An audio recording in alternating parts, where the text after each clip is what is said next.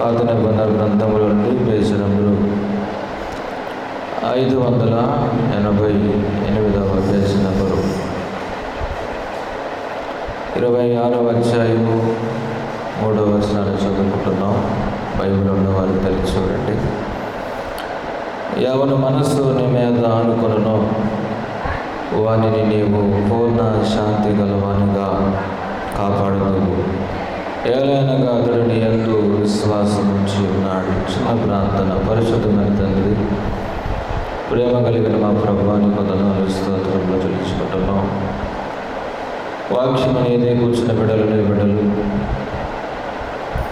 నిలబడిన మరుగుపరిచి మీ ఆత్మ నాలో ఉంచి కూర్చున్న వారితో నాతో కూడా మీరు మాట్లాడి వినగలిచేవి గ్రహించే హృదయం అందరూ కనుగరించమని క్రీస్తు నామం అడుగుచున్నాము తండ్రి. ఆమేన్. ప్రభునందు ప్రియమైన దేవుని సంగమా, చదువుడిన లేఖన భాగంలో మరొకసారి చదువుకుందాం. 26వ అధ్యాయం 3వ వచనంలో, ఎవని మనస్సు నీ మీద ఆనుకొనునో వానిని నీవు పూర్ణ శాంతి గలవానిగా కాపాడుదువు. ఏలైనగా అతడు నీ యందు విశ్వాసం ఉంచి ఉన్నాడు. చదవబడిన లేఖన భాగంలో దేవుడు తన కృప వాత్సల్యత కనిపిస్తూ ఉంది. దేవుడు మానవుల్ని కాపాడుతాడు, నడిపిస్తాడు అని బైబిల్ చెబుతూ ఉంది అన్ని వేళల్లో కూడా. అయితే ఇక్కడ మనం ఆలోచన చేయాల్సిన మాట ఏమిటంటే, పూర్ణ శాంతి గలవానిగా కాపాడుతూ అంటే అన్ని కోణాల్లో కూడా ప్రభు మనల్ని కాపాడుతూ ఉంటాడు. ఈ లోకంలో ఎన్నెన్నో పరిస్థితులు గుండా మనం వెళ్తున్నప్పుడు అనేక రకమైన అపాయాలు మనకి ఎదురవుతూ ఉంటున్నాయి.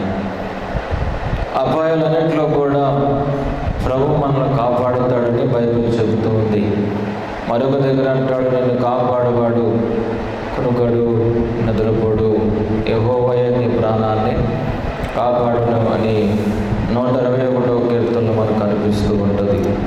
అలాగే ఇది మొదలుకొని నిరంతరం యెహోవాని రాకపోకల్లో నిన్ను కాపాడును కూడా ఉంటుంది. అంటే ప్రభు అన్ని సందర్భంలో కూడా మనల్ని కాపాడుతూ ఉంటాడు. పడిపోయినప్పుడు లేవనెత్తుతాడు. పడక మునిపే దేవుడు మనల్ని కాపాడి నిలబెట్టి నడిపిస్తూ ఉంటాడు.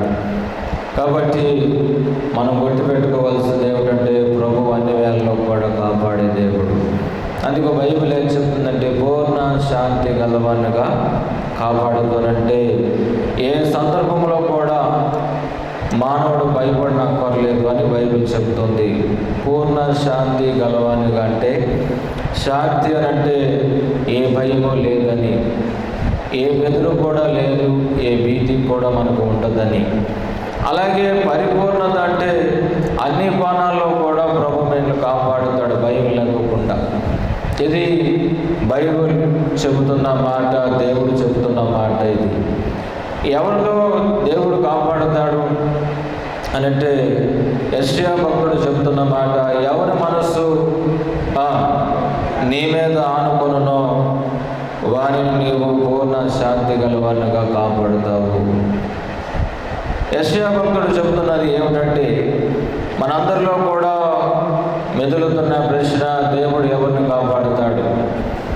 దానికి ఆన్సర్ యెషయా చెప్తున్న, ప్రవక్త అయిన యెషయా చెప్తున్న మాట ఏంటంటే, ఎవరి మనస్సు దేవుడి మీద ఆనుకుంటుందో వారిని దేవుడు కాపాడుతాడు.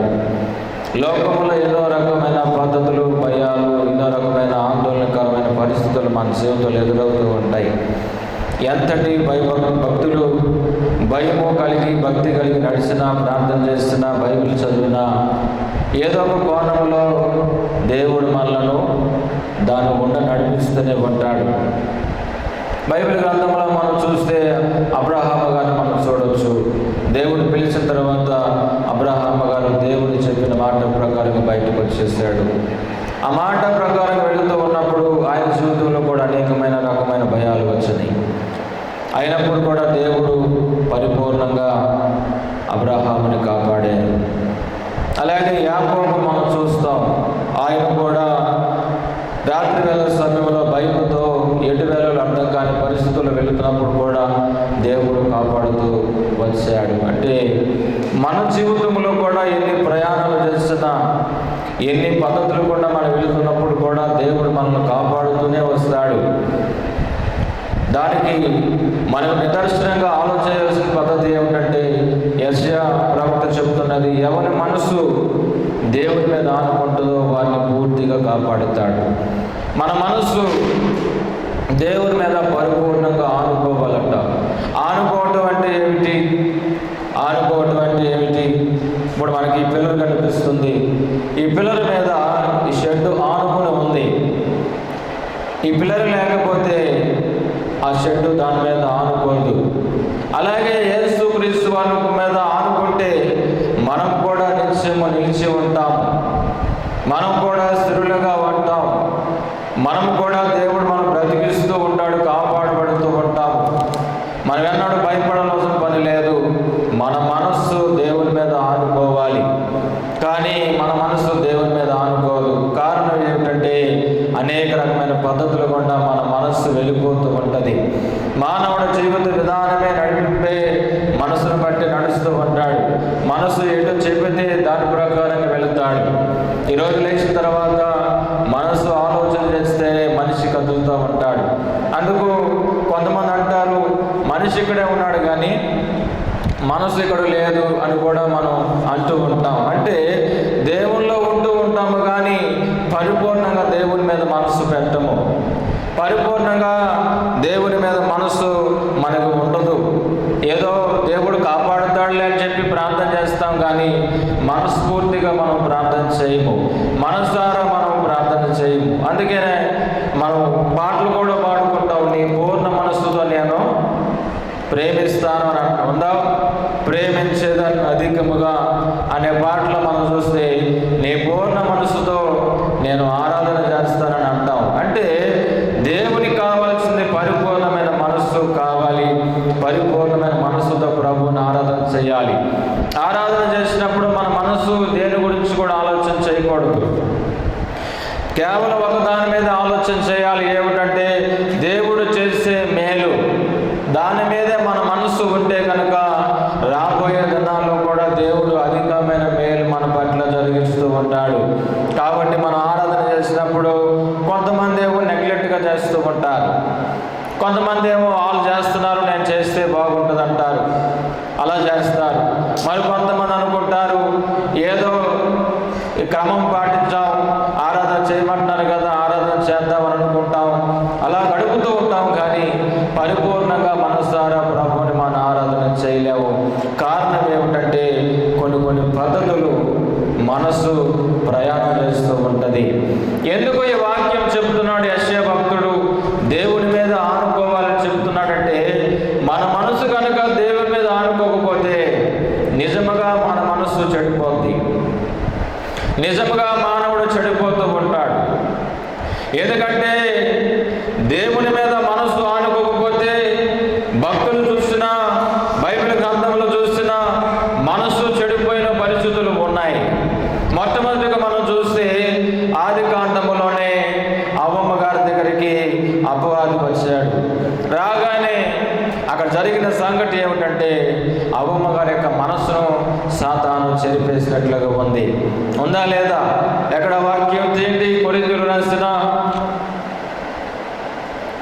రాసిన మొదటి పత్రిక 2వ పత్రిక చూడండి. సర్పము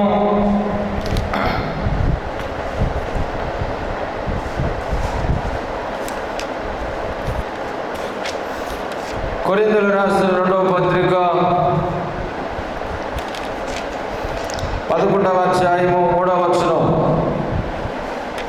దేవుని మీద మనసు ఆనుకోకపోతే చాలా నష్టాలు జరుగుతూ ఉంటాయి మన పట్ల. 11వ అధ్యాయం 3వ వచనం. సర్పము తన కుయుక్తి చేత అవ్వను మోసపరిచినట్లు మీ మనస్సులను చెరపబడి క్రీస్తు ఎడలనున్న సరళత నుండి పవిత్రత నుండి ఎట్లయినా తొలగిపోవును అని భయపడుతున్నాను. అపోస్తలుడైన పౌలు గారు భయపడుతున్న పరిస్థితుల గురించి కనిపిస్తూ ఉంది. ఏమిటంటే, సర్పము తన కుయుక్తి చేత సంగతి కొరింథీయుల్లో ఉన్న సంఘానికి చెబుతూ ఉన్నాడు. ఏమనంటే దాన్ని గుర్తు చేస్తున్నాడు. మనలో చాలామంది మనసు దేవుని మీద ఆనుకోవాలని ప్రయత్నం చేస్తున్నారు. అయితే మీకు ఒక సన్నివేశం చెప్పాలని ఆదికాండంలో జరిగిన సంగతి ఇక్కడ గుర్తు చేస్తున్నాడు. ఏమిటంటే, సర్పము తన కుయుక్తి చేత అవ్వను మోసపరుచుకున్నట్లు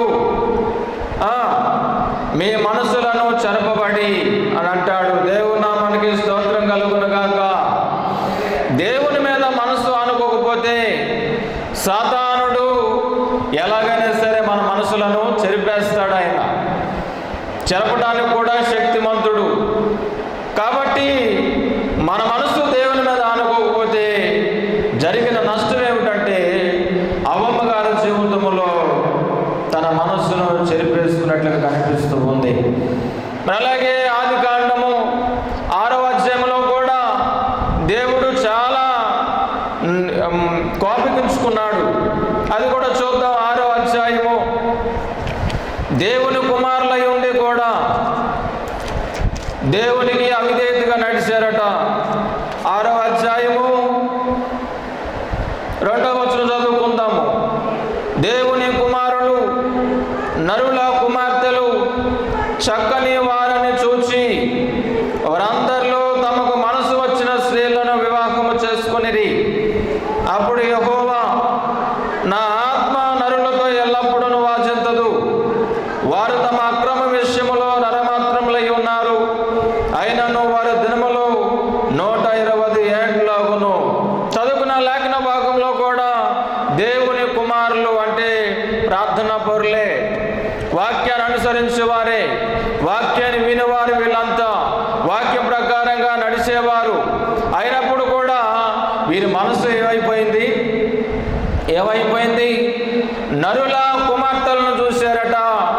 మనసు దేవుని మీద ఉండాల్సింది పోయి ఎవరి మీదకి వెళ్ళిపోయిందంటే, అన్ని జనుల యొక్క స్త్రీల మీదకి దేవుని యొక్క కుమారుల మనసు వెళ్ళిపోయింది. అప్పుడు కూడా వారి మనసులో చెరిగిపోయినట్లుగా ఉన్నది. దీని గురించి మనం ఆలోచన చేయాలంటే, మనము దేవుళ్ళు ఎదుగుతూ ఉంటాము, కానీ పక్కంటల కుటుంబాల గురించి చూస్తూ ఉంటాం. పక్కంటల యొక్క స్థితిని చూస్తూ ఉంటాం. వారు బాగానే ఉన్నారు కదా, నా పరిస్థితి ఏంటి ఇలాగైపోయింది, వారు బాగానే ఉంటున్నారు, నేను ఎందుకు ఇలాగ అయిపోతున్నాను అని మనం కూడా ఒక్కోసారి ఆలోచన చేసి దేవుని మీద పెట్టాల్సిన మనసు వారి మీద పెడుతూ ఉంటాము. కాబట్టి ఇది మనం కాస్త ఆలోచన చేయాలి. అలాగూ మన మనసు ఎప్పుడు కూడా వేరే వాళ్ళ మీద పెట్టకూడదు. దేవుని కుమారులంటే దేవుని చిత్తాన్ని నెరవేర్చేవారు, దేవుని మాట వినేవారు, దేవుని యొక్క మాట ప్రకారంగా నడిచేవారు దేవుని కుమారులు. అలాగే నరుల కుమార్తెలంటే భూ సంబంధమైన వారు, భూ సంబంధమైన పరిస్థితుల గురించి మనసు పెడతారట. అందుకనే కీర్తనకారుడు అంటాడు, వ్యర్థమైన దాని యందు మనసు పెట్టొద్దు అంటాడు. చూడండి, కీర్తన రాసిన గ్రంథము 20వ అధ్యాయం అనుకుంటా. చూడండి, కీర్తన రాసిన గ్రంథము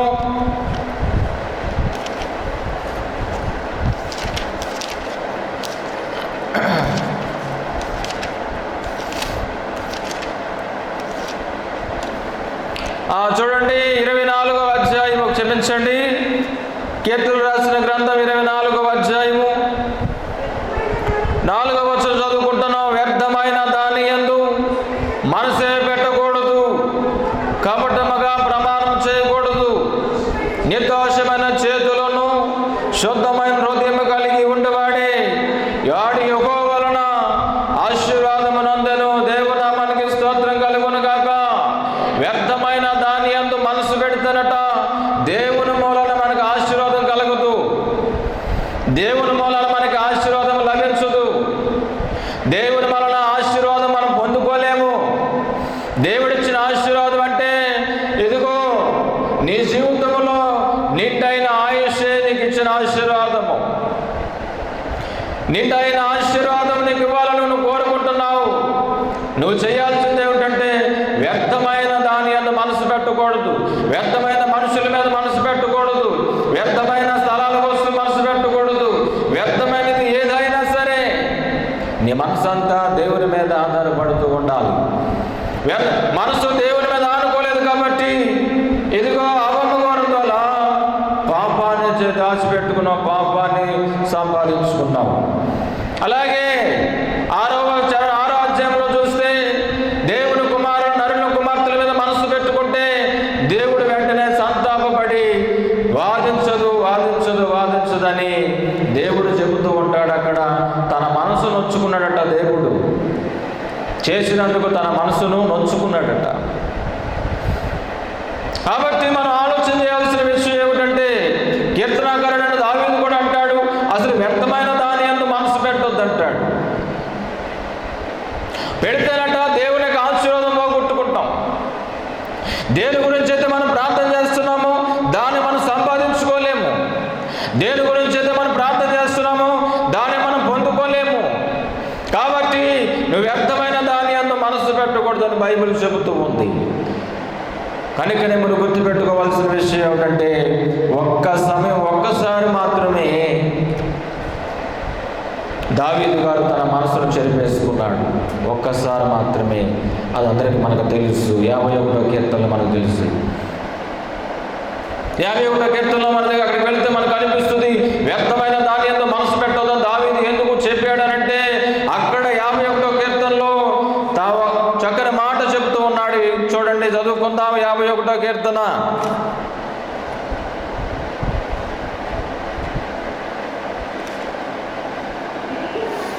ఆ 51వ కీర్తన 10వ వచనంలో చూద్దాం.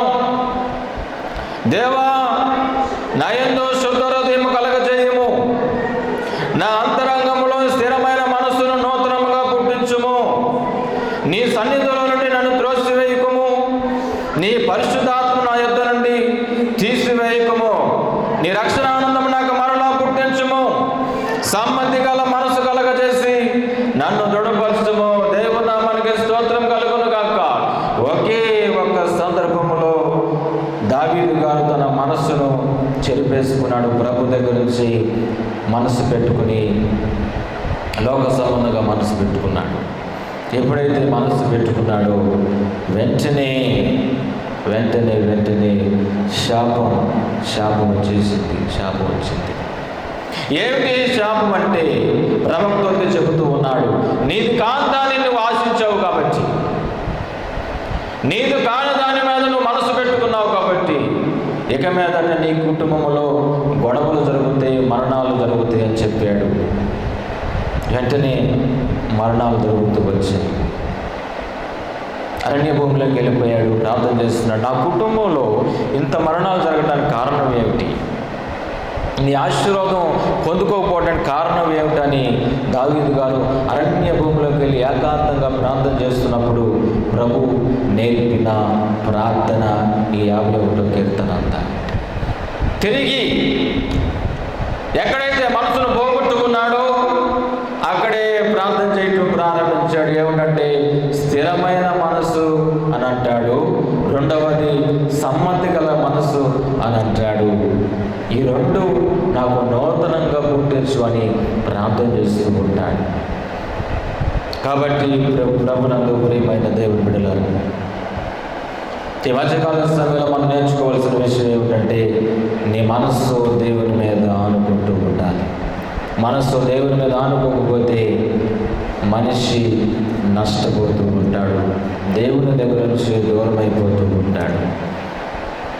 దావీదును మనం చూస్తే మనం పాఠం నేర్చుకుంటున్నాం. సుమారుగా 5-6 సంవత్సరాలు అయిపోతుంది. కుటుంబంలో ఎవరు ఉండట్లేదు. ఎక్కడ చూస్తున్నా గొడవలు జరుగుతూ ఉన్నాయి, రాజ్యంలో గొడవలు జరుగుతున్నాయి, భార్యల్లో గొడవలు జరుగుతూ ఉన్నాయి.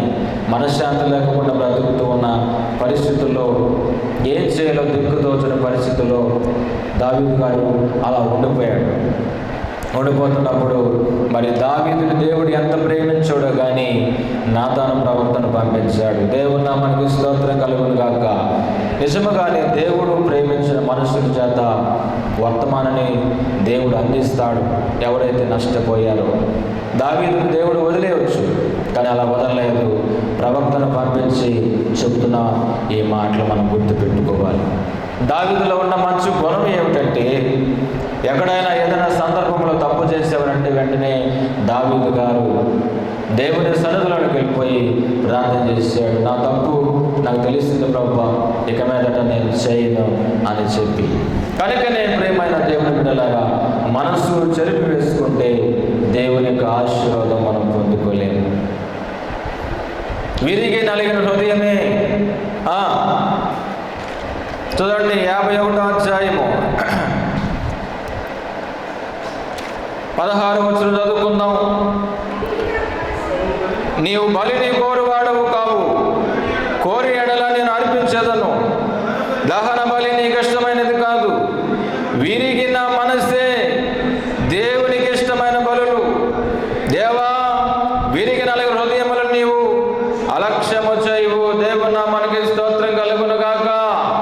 చదవబడిన లేఖన భాగంలో భక్తుడైన దావీదు ఏమంటున్నాడంటే, విరిగిన మనసే దేవునికి ఇష్టమైన బలి అని లేఖనంలో మనం చూస్తూ ఉంటాం. దావీదు గారు చెప్పిన మాట విరిగిన మనస్సు అంటే మనం గుర్తుపెట్టుకోవాల్సింది, మన మనస్సు లోక సంబంధమైన విషయాల్లో చచ్చిపోవాలి. మన మనసు లోక సంబంధమైన వాటిని విరగొట్టేసుకోవాలి. వాటి మీద మనస్సు పెట్టకూడదు. ఒక చిన్న ఉదాహరణ మీకు చెబుతాను. నూతనమైన దినాల్లో నాన్నగారు విశాఖపట్నంలో సేవ చేసిన పరిస్థితుల్లో సంఘం ఇంకా ఏర్పాటు లేదు. వచ్చి 3-4 నెలలు 6 నెలలు అయిపోతుంది, ఇంకా సంఘం కట్టబడట్లేదు. నాన్నగారు అట్లాగే ప్రార్థన చేస్తున్నారు. చేసినప్పుడు వారు పరిచయం అవుతున్నారు. ఆ పరిచయం మూలన ఏదో కొన్ని మాటలు చెప్పగలుగుతున్నారు. ఆ 2-3 జరుగుతూ ఉంది. ఇలా 2 సంవత్సరాలు గడిచింది. గడిచిన తర్వాత ఒక సందర్భంలో నాన్నగారు అడిగాడు, ఏంటి ఇంతగా ప్రార్థన చేస్తున్నాను, నా జీవితంలో ఎందుకు ఇక్కడ సంఘం ఏర్పడట్లేదు, ఆత్మలు ఎందుకు రావట్లేదని ప్రార్థన చేశారంట. ప్రార్థన చేస్తే ప్రభు చెప్పినది ఏమిటంటే, నీ మనసు ఇక్కడ లేదు. ఏమంటే ఎక్కడ లేదట? నీ మనసు ఇక్కడ లేదు. విజయవాడ మీద నీ మనసు అంతా ఉండిపోయింది. కాబట్టి ఇక మీదట ఆ మనసు కనుక అది తీసేసి విశాఖపట్నం మీద మనసు పెడితే సంఘాన్ని అభివృద్ధి చేస్తారు, ఆత్మలు వస్తాయి అని చెప్పి దేవుడు చెబితే, ఆ రోజు రాత్రే నాన్నగారు అమ్మగారు చేతులెత్తి ప్రమాణం చేశారంటే, ఇక మీద నుంచి మా మనసు విజయవాడ మీద పెట్టుకోము, విశాఖపట్నం మీద పెడతాం ప్రభు అని. ఆ రోజు నుంచి విశాఖపట్నం మీద మనసు పెడితే దేవుడు అనేకమైన ప్రజలను నడిపించుకుంటూ వచ్చాడు. దేవునికి స్తోత్రం. ఒక ఆదివారం నాడే సుమారుగా 21 మందిని దేవుడు తీసుకొచ్చాడట. అమ్మగారు చెప్తున్నాం సాక్ష్యం ఇది. ఒక ఆదివారం నాడే 21 మందిని తీసుకొచ్చాడట. ఏమిటంటే, ఎప్పుడైతే మనం మనస్సు నిలుపుతామో దేవుడు కూడా అనేక మందిని తీసుకుని రాగలుగుతాడు. ఆ 21 మంది వచ్చిన తర్వాత సాక్ష్యం చెప్పేది ఏమిటంటే, 2 సంవత్సరాల నుంచి వాక్యాన్ని వింటున్నాం కానీ మందిరానికి రావాలని మనసు ఉండట్లేదు మాకు. 2 సంవత్సరాల నుంచి మీ మాటలు వింటున్నాం, మీ అనుభవాలు వింటున్నాం, మీరు చెప్పే ప్రతి బాధలు వింటున్నాం కానీ మందిరానికి రావాలని మనసు ఉండట్లేదు మాకు అని చెప్పారట. ఎప్పుడైతే నాన్నగారు ఆ విజయవాడ మీద ఉన్న మనసును తీసివేసి విశాఖపట్నం మీద మనసు పెట్టి దేవుడు గొప్ప కార్యం చేశాడు. దేవునికి స్తోత్రం కలుగును గాక. అలాగే యాకోబు జీవితంలో మనం చూస్తే కొంతమంది ఆలోచన చేసిన పరిస్థితి ఏమిటంటే, మీరు చెప్పకూడదు కానీ స్త్రీలైన వారు వివాహం అయిన తర్వాత కొంతకాలానికి వారి మనసంతా కూడా వారి తల్లిదండ్రుల మీద ఉండిపోతుంది, వారి ఇంటి మీద ఉండిపోతుంది. వాస్తవానికి ఎప్పుడైనా మరి గుర్తుపెట్టుకోండి, ఒకవేళ మనసు కనుక అలా ఉండిపోతే దేవుని యొక్క ఆశీర్వాదం మనం పొందుకోలేము. బైబిల్ చెబుతున్న విషయం ఏమిటంటే, 20 సంవత్సరాలు దేవుని యొక్క ఆశీర్వాదం కోల్పోయారు యాకోబు, అలాగే అతని 4 భార్యలు. భూ సంబంధంగా ఆశీర్వాదం కనిపిస్తుంది, పశువులు కనిపిస్తూనే ఉన్నాయి, భూములు కనిపిస్తూనే ఉన్నాయి,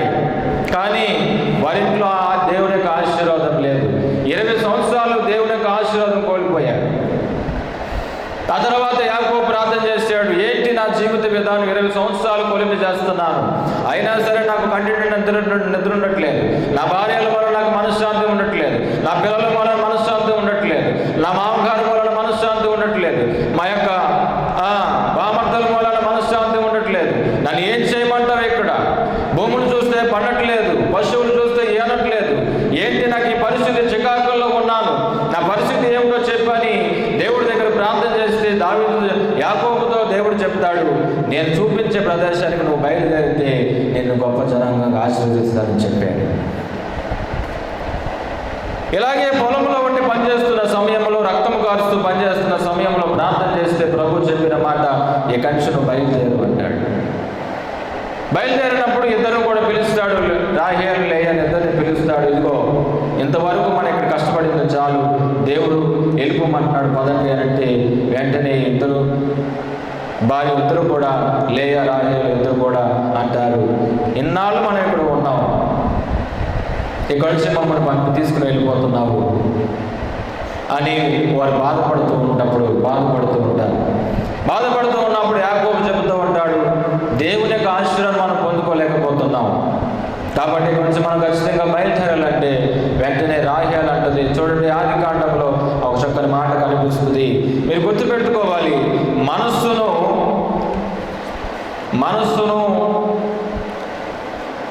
తీసివేసుకోవాలి. ఈ రోజుల్లో కూడా చాలామంది అదే చేస్తున్నారు, పుట్టింటికాడే మనసు పెడుతున్నారు.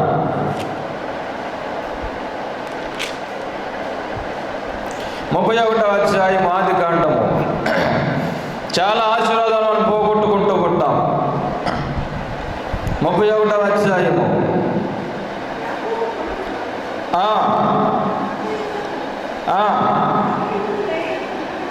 4వ వచనం.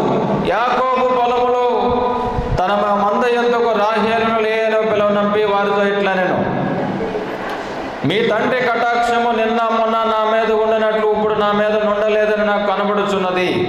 అయితే నా తండ్రి యొక్క దేవుడు నాకు తోడై ఉన్నాడు. మీ తండ్రికి నా యావశక్తితో కొలిమి చేసిదని మీకు తెలిసి ఉన్నది. మీ తండ్రి నన్ను మోసపిచ్చి 10 మార్లు నా జీతం మార్చాను, అయినను దేవుడు అతను నాకు హాని చేయనీయలేదు. ఆ కిందకి వెళితే మనకు కనిపిస్తుంది 14వ చరణం. అందుకు రాహేలును లేయాయు, ఇంకా మా తండ్రి ఎంట మాకు పాలు పంపులు ఎక్కడివి? అతడు మమ్మల్ని అన్యునిగా చూచుట లేదా? అతడు మమ్మల్ని అమ్మివేసి మాకు రావలసిన ద్రవ్యమును బొత్తిగా తినివేసెను. దేవుడు మా తండ్రి యొద్ద నుండి తినివేసిన ధనమంతయు మాదియు మా పిల్లలదియు అయినున్నది కదా, కాబట్టి దేవుడు నీతో చెప్పినట్టల్లా చేయమని అతనితో ఉత్తరం ఇయ్యగా చాలు. చదవబడిన లేఖన భాగంలో రాహేలు లేయా అంటున్నారు యాకోబుని పిలిచి, నువ్వు మమ్మల్ని తీసుకుని వెళ్ళిపోతున్నావు, కానీ 20 సంవత్సరాలు ఎవరి దగ్గర బ్రతికావు నీవు? 20 సంవత్సరాలు ఎవరి దగ్గర బ్రతికావు? ఎవరు తిండి తిన్నావు నువ్వు? ఎవరు బట్టలు కట్టుకున్నావు? ఎవరు ధనాన్ని సంపాదించుకున్నావు నీవు? ఎవరు గొర్రె మేకలు తీసుకున్నావు? ఎవరు గొడ్డ మేకలు తీసుకున్నావు? నా తండ్రిదే కదా, అయినా జరుపు నన్ను పంపి మమ్మల్ని తీసుకుని వెళ్ళిపోతున్నావంటే నిజముగా నీవు మమ్మల్ని మోసం చేస్తున్నావు, మమ్మల్ని ఏదో చేయాలని చూస్తున్నావు అని వీళ్ళిద్దరూ కూడా యాకోబు దగ్గరకు వచ్చి మాట్లాడుతున్నారు. కానీ దేవుడు చెప్పింది యాకోబుతో, నేను నిన్ను ఆశీర్వదిస్తాను, నువ్వు పద అంటాడు ఆయన. ఇక్కడ చూస్తేనేమో తండ్రి దగ్గర కూడా ఆశీర్వాదం ఉంది, నువ్వు ఇక్కడి నుంచి మమ్మల్ని తీసుకుని వెళ్ళిపోతున్నావేంటి? నిజంగా నువ్వు మమ్మల్ని మోసకొస్తున్నావని వీళ్ళిద్దరు అంటున్నారు యాకోబుతో. యాకోబు జీవితం చూస్తే వారి మామగారు మోసం చేస్తున్నాడు, 10 మార్లు జీతం మారుస్తున్నాడు. వారి ఉద్యోగంలో స్థిరమైన ఉద్యోగము లేదు, వారి వ్యాపారంలో స్థిరమైన వ్యాపారం లేదు, వారి పొలాలనే పంటలు పండట్లేదు, చాలా కష్టపడుతున్నాడు. 20 సంవత్సరాలు తన యావశక్తితో కొలిమి చేశాడట, అయినా దేవుని యొక్క ఆశీర్వాదం పొందుకోలేకపోయాడు. దానికి కారణం ఏమిటంటే దేవుని మీద మనస్సు నిలుపుకోలేకపోయాడు. 20 సంవత్సరాలు కూడా వారి మామగారు మాటి, వారి భార్యలు మాటి, మనసంతా అక్కడే. వెళ్తామనంటే వీళ్ళు గొడవ. 20 సంవత్సరాల వరకు దేవుడు మాట్లాడలేదు. 20 సంవత్సరాల తర్వాత దేవుడు మాట్లాడుతున్నాడు, నువ్వు బ్రదా నిన్ను ఆశీర్వదిస్తానని చెప్తే వెంటనే వీరు బయలుదేరుతూ ఉన్నారు. బయలుదేరిన తర్వాత దేవుని యొక్క ఆశీర్వాదం యాకోబు చూడటం ప్రారంభించాడు. హల్లెలూయా, హల్లెలూయా. గొప్ప ఆశీర్వాదాన్ని దేవుడు చూపించాడు యాకోబుతో. ఏమిటంటే, నిశ్చయముగా నిన్ను ఆశీర్వదిస్తాను, నీ పిల్లలను 12 గోత్రకర్తలుగా నేను నియమిస్తున్నానని యాకోబుతో చెప్తాడు. నీ సంతానము పాలు తేనెలు ప్రవహించే దేశాన్ని నడిపిస్తాను అని చెప్పి యాకోబుతో మాట్లాడతాడు. నిజంగా దేవునికి ఆశీర్వాదము చాలా గొప్పది. కాబట్టి మన మనస్సు ఎవరి మీద అనుకోవాలి?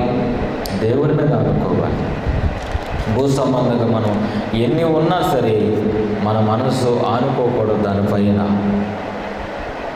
గుర్తుపెట్టుకోండి మీరు ఎప్పుడైనా సరే. రోమీయులకు రాసిన పత్రిక, ఎప్పుడైతే మీరు బయటకు వచ్చారో దేవుడు మాట్లాడాడు యాకోబుతో, నేను ఆశీర్వదిస్తాను. చూడండి, యాకోబు పెనుగులాడుతూ ప్రారంభించాడు. ఎక్కడ వాక్యం చూడండి, యాకోబు పెనుగులాడుతూ 32వ అధ్యాయం 22వ వచనం. ఆ రాత్రి అతడు లేచి తన 2 భార్యలు, తన 2 దాసులను, తన 11 మంది పిల్లలను తీసుకుని ఎబ్బేగు రేవు దాటిపోయాను. హల్లెలూయా. ఎవరెవరు తీసుకుని వెళ్ళాడు? ఒకడే వచ్చాడా? ఎవరెవరట? తన భార్యలను, దాసీలను, పిల్లలను కూడా తీసుకుని వచ్చేసాడు. కంప్లీట్గా ఆ మామగారి దగ్గర నుంచి బయటకు వచ్చేసాడు. బయటకు వచ్చిన తర్వాత ప్రభువుతో ప్రార్థన చేస్తున్నాడు. దేవుడు నన్ను ఆశీర్వదిస్తేనే కానీ అని అంటాడు. ఆ రేవు దగ్గర ఉండి ప్రార్థన చేసినప్పుడు దేవుని దూత అతనితో మాట్లాడటం ప్రారంభించాడు. చూడండి, యాకోబు 24వ వచనం. యాకోబు ఒక్కడే మిగిలిపోయాడు. ఒక నరుడు తెల్లవారు వరకు అతనితో పెనుగులాడాను. తాను అతను గెలవకుండా చూచి తొడగూటి మీద అతను కొట్టాను. అప్పుడు అతడు ఆయనతో పెనుగులాడటం వలన యాకోబు తొడగూటి వలసాను. ఆయన తెల్లవారుచున్నది కనుక నన్ను పోనిమ్మని అడగగా అతడు, నీవు నన్ను ఆశీర్వదించితేనే కానీ నిన్ను పోని అని నన్ను నీ పేరేమని అడగగా యాకోబు అని చెప్పాను. అప్పుడు ఆయన, నీరు దేవునితోనూ మనుషులతో పోరాడి గెలిచిదివి కనుక ఇక మీదట నీ పేరు ఇశ్రాయేలే కానీ యాకోబు అనబడదని చెప్పాను. దేవునికి స్తోత్రం కలుగును గాక. మీరు గుర్తుపెట్టుకోవాల్సిన పరిస్థితులు ఏమిటంటే, స్త్రీలైన వారు మనసంతా కూడా కొన్ని సందర్భంలో వారి పుట్టింటి మీద ఉండిపోతుంది. ఒకవేళ ఉన్నదనుకోండి, దేవుని యొక్క ఆశీర్వాదం మీకు ఉంటుంది. మీ కుటుంబంలో మీ దేవుని యొక్క ఆశీర్వాదం రాదు, అది ఎప్పటికీ రాదు. ఎందుకంటే 20 సంవత్సరాలు యాకోబును చూస్తున్నాం. 20 సంవత్సరాల్లో ఏమీ లేదు. ఏమున్నాయంటే, పశువులు ఈనుతున్నాయి, అవి చచ్చిపోతున్నాయి. పశువులు ఈనుతున్నాయి, చనిపోతున్నాయి. పశువులు ఈనుతున్నాయి, చనిపోతున్నాయి. దాని వలన కూడా నష్టం జరుగుతుంది. అందుకని యాకోబు అంటాడు, నేను పగటిపూట నష్టపోయిన దాన్ని నీ దగ్గరికి తీసుకుని రాలేదు, రాత్రిపూట నష్టపోయిన దగ్గర కూడా నీ దగ్గర తీసుకుని రాలేదు. అంటే మందల్లో కూడా నష్టం జరిగింది యాకోబుకి, ఇటు జీతంలో కూడా నష్టం జరిగింది యాకోబుకి, అటు భూఫలములో కూడా నష్టం జరిగింది యాకోబుకి. చాలా యావశక్తితో కష్టపడుతున్నాడు.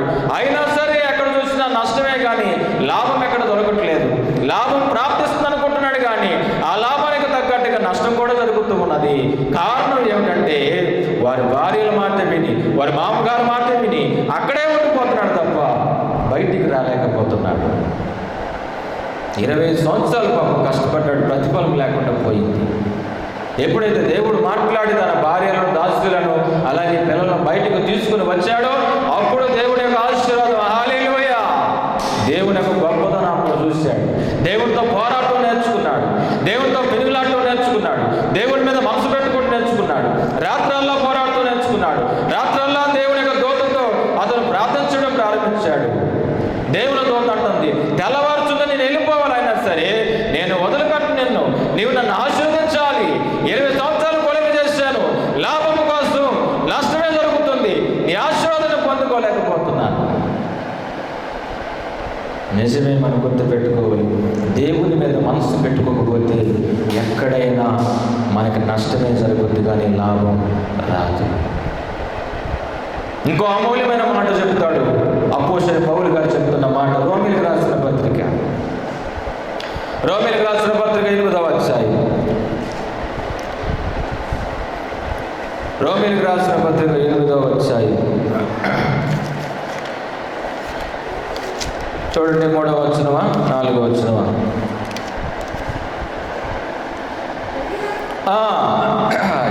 రోమీయులకు రాసిన పత్రిక 8వ అధ్యాయం పేజీ నెంబరు 138, పేజీ నెంబరు క్రొత్త నిబంధన 3వ వచనం.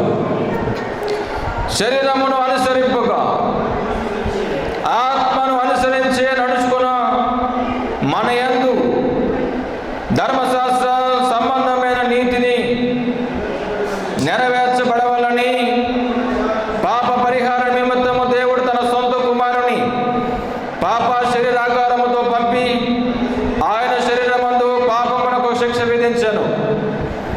శరీరానుసారులు శరీరానుసారమైన మనసు పెట్టుకుంటారు, ఆత్మానుసారులు ఆత్మ విషయముల యందు మనసు నుంతురు.